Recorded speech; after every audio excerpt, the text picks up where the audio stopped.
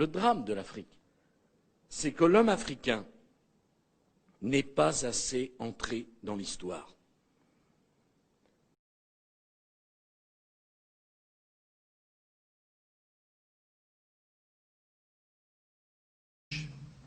Comment, dans un pays qui regorge de matières premières, et un continent en général, il est possible que les gens restent dans la pauvreté? Alors le fameux Henri Guénaud, qui écrivait les discours de Sarko, dans son célèbre discours de Dakar, où il a fait la leçon au début de son mandat aux Africains, Sarkozy-Guénaud reprochait aux Noirs africains de ne pas être entrés dans l'histoire. Je ne sais pas s'ils sont totalement ignorants ou totalement malhonnêtes, ou les deux, mais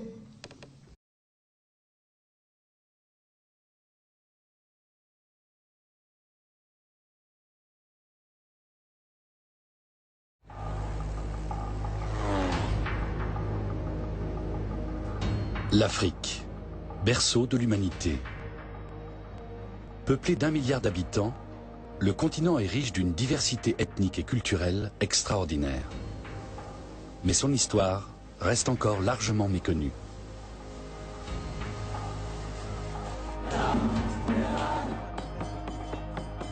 Cette lacune commence peu à peu à se combler, car au cours des dernières décennies, historiens et archéologues ont fait de prodigieuses découvertes. À défaut de documents écrits, l'histoire de l'Afrique s'est transmise à travers les bijoux et les sculptures, la culture, les traditions et les légendes.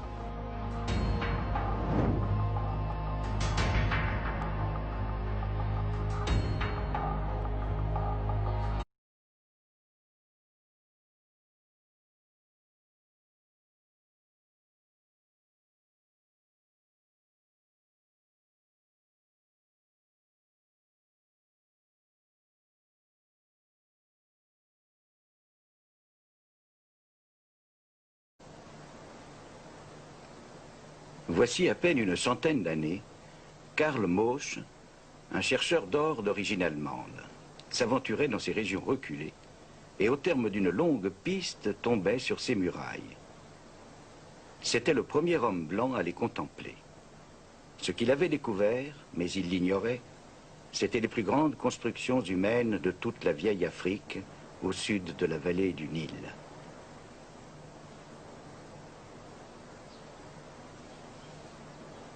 Qu'était-ce donc que ces ruines mystérieuses, découvertes au fin fond de l'Afrique? Dans le monde, hors de l'Afrique, on ignorait tout de l'histoire ancienne des peuples noirs. Aujourd'hui, enfin, on commence à apprendre. On sait que ces impressionnantes murailles s'élevaient au centre d'un puissant royaume noir. Comme dans une forteresse, des monarques vivaient leur royale solitude, qui ajoutait à leur mystère, comme il convient à la condition royale. Investis des pouvoirs religieux et temporels, ils incarnaient le bien-être du peuple.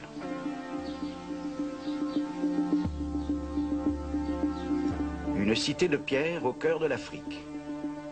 Pourtant, les Blancs qui les premiers la découvrirent étaient si aveuglés par leurs préjugés qu'ils ne pouvaient en accepter l'évidence. Plutôt que d'admettre la possibilité de l'existence d'une histoire véritablement et exclusivement africaine, ils trouvèrent des explications fantaisistes. Par exemple, ils parlèrent de rites en l'honneur de lointains monarques comme le roi Salomon et la reine de Saba.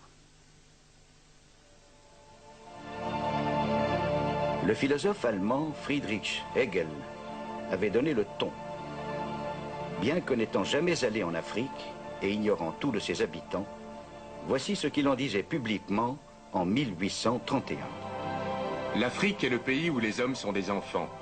Une terre à l'écart de la lumière de sa propre conscience historique et baignée par les couleurs sombres de la nuit.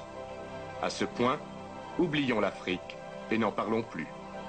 Car l'Afrique n'appartient pas à l'histoire du monde.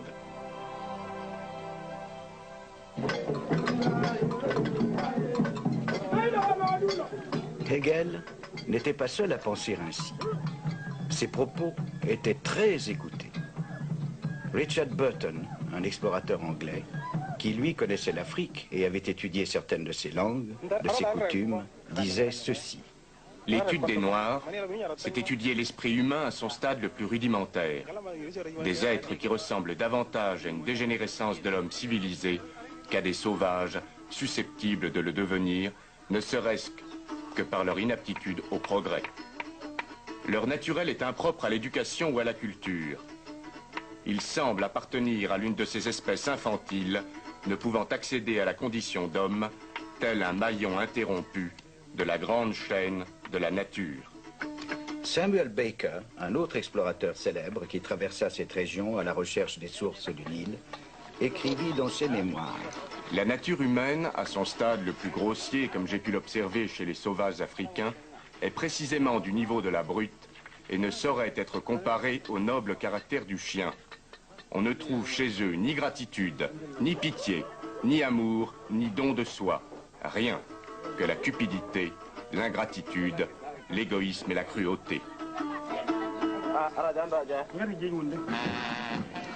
Impardonnables, les Européens des XVIIIe et XIXe siècles préférèrent oublier ce que leurs ancêtres savaient fort bien, à savoir qu'en Afrique occidentale avaient prospéré de nombreux royaumes, aussi somptueux et bien gouvernés que d'autres en Europe médiévale.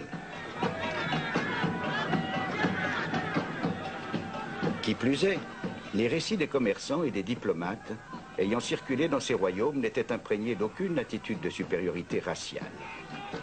Le racisme, en fait, est un mal relativement moderne. Rien n'illustre plus clairement les changements qui allaient se produire que l'art européen de la Renaissance, et même antérieur à la Renaissance.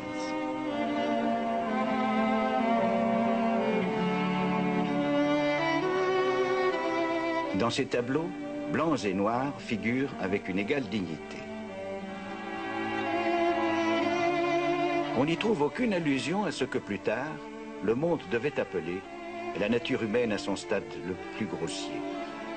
Et cette reconnaissance d'égalité entre blancs et noirs prédominait aussi au Moyen-Âge.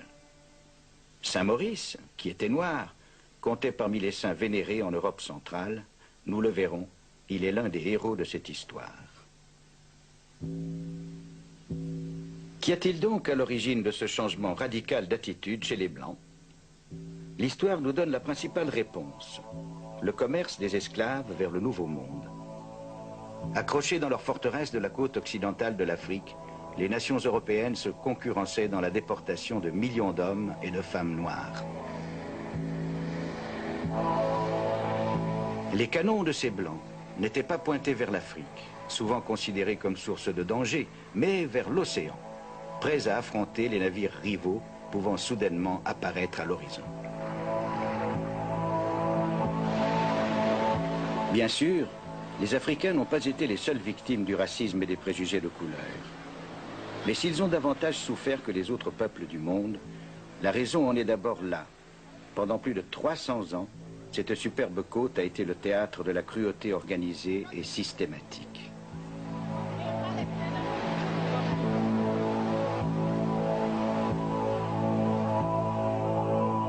Des années durant, les Noirs, arrachés à leur foyer, furent précipités dans le monde de misère et d'humiliation des Blancs.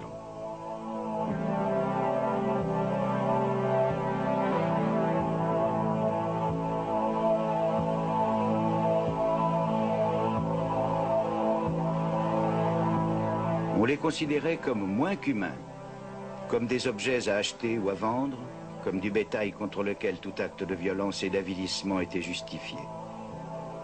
Partout où le trafic des esclaves a sévi, la stabilité et les structures de la vie africaine furent anéanties. Et avec elles, le respect mutuel ayant préalablement existé entre blancs et noirs.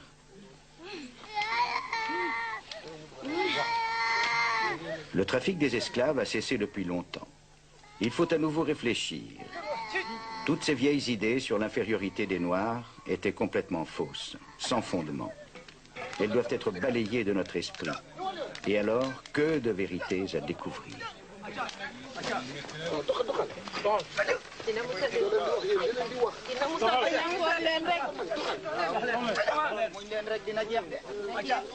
Grâce au progrès de la science, on tient pour sûr aujourd'hui que les Noirs ont leur propre histoire, aussi riche et étrange, longue et surprenante parfois, que l'histoire de n'importe quelle autre branche importante de l'espèce humaine.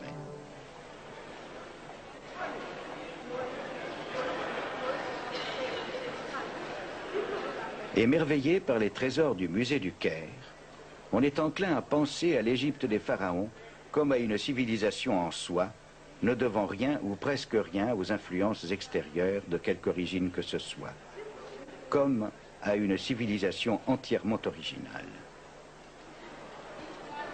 En écoutant le guide, la plupart des visiteurs doivent penser que cette statue, celle du jeune roi Toutankhamon, peut bien être devenue noire au cours des siècles, mais qu'en aucun cas, elle ne pourrait avoir été à l'origine la statue d'un noir. Cette idée se développe de plus en plus à présent, notamment chez les historiens et archéologues africains. L'un des spécialistes les plus reconnus est le professeur Cheikh Anta Diop du Sénégal. Contemporain des Égyptiens et même des philosophes du 19e siècle. Voici, dans le tombeau de Ramsès III, au XIIe siècle avant Jésus-Christ, les 4 races connues des Égyptiens représentées sur le même plan. Ici, vous avez l'Égyptien, le type générique de la race. Donc, ici, c'est le type générique de l'Égyptien. Ce n'est pas tel ou tel Égyptien en particulier, mais c'est le type général de l'Égyptien qui est représenté ici, en noir charbon, si je puis dire, avec toutes ses particularités ethniques. Et sur le même tableau, vous avez le type indo-européen représenté également, avec toutes ses différences par rapport au type égyptien, du point de vue de la couleur de la peau et du point de vue du vêtement.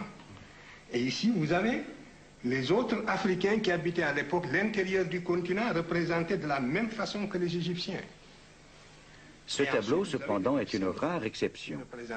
C'est le seul, semble-t-il, qui démontre si clairement le point de vue du professeur. Le même tombeau sur le même plan.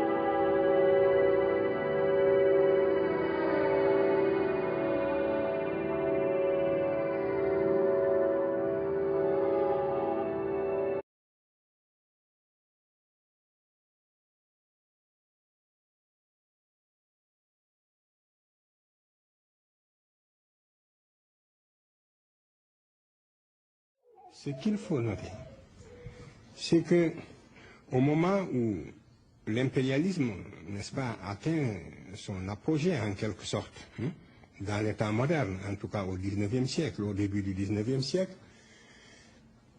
l'Occident découvre que c'est l'Égypte et une Égypte noire qui a apporté tous les éléments de la civilisation à l'Europe. Et cette vérité, il n'était pas possible de l'exprimer. Voilà la vérité, voilà la réalité.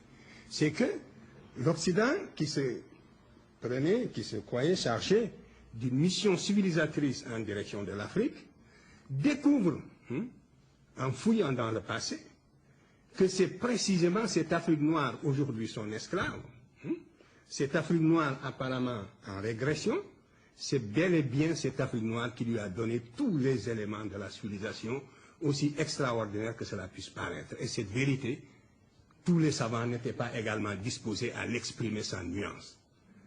Donc, la communauté des savants s'est scindée en deux groupes. Les savants de bonne foi qui ont eu le courage de regarder la vérité en face et de dire aussi extraordinaire que cela puisse paraître. Pourtant, c'est cela. Et Volney faisait partie de ces savants. Il était contemporain de Napoléon Volney. C'est un savant du XVIIIe siècle, XIXe siècle, qui a voyagé beaucoup et qui est contemporain de Napoléon. Il faisait partie de ceux qui avaient le courage d'exprimer cette idée. Et ensuite, toute la lignée presque des égyptologues qui ont falsifié l'histoire de l'humanité de génération en génération et qui ont commis un crime le plus grave contre la science et l'humanité. Au sein de ces égyptologues aussi, il y a eu une tendance beaucoup plus modérée qui a essayé d'exprimer une vérité plus ou moins fardée. Voilà. Donc, c'est comme ça, de falsification en falsification, qu'on en est arrivé à dire que l'Égypte est un accident géographique en Afrique. Et quand on parle de l'Égypte, on parle de l'Orient. L'Égypte, ce n'est pas l'Orient, c'est l'Afrique. L'orientalisme est une frustration, c'est une falsification. Il faudra bien qu'il arrive un moment où, après 1000 vérifications, quand les Africains seront édifiés sur ces faits, qu'ils prennent leurs responsabilités et que dans certains domaines quand même, qu'ils s'écartent de l'idéologie parce que les autres font de l'idéologie, même si aujourd'hui ils occupent le haut du pavé, même si aujourd'hui ils sont les pays les plus développés, ils ont failli dans le domaine de la transmission des connaissances dans le domaine des sciences humaines. Ils n'ont pas été capables, ils ont falsifié parce que ce sont des savants de très haut niveau, c'est pas par ignorance, mais c'est par idéologie, c'est par réaction purement humaine qu'ils ont falsifié.